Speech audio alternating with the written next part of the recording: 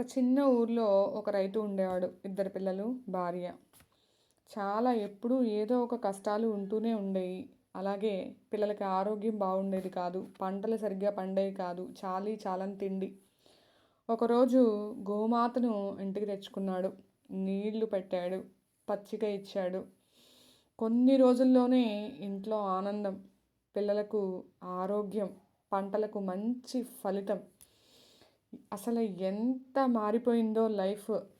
అప్పుడు రైతు ఇలా అనుకున్నాడు, అమ్మా గోమాత, నువ్వు మా ప్రేమమమ్మా, నువ్వు ప్రేమకు ప్రతిరూపమమ్మా, నువ్వు మా మీద చూపించిన ప్రేమ అమోఘమమ్మా.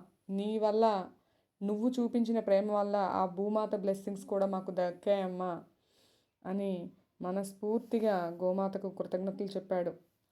మరి మీకు కూడా ఇటువంటి బ్లెస్సింగ్స్ కావాలా? అయితే తొందరగా షేర్ చేసి సబ్స్క్రైబ్ చేయడం మర్చిపోకండి. Thank you.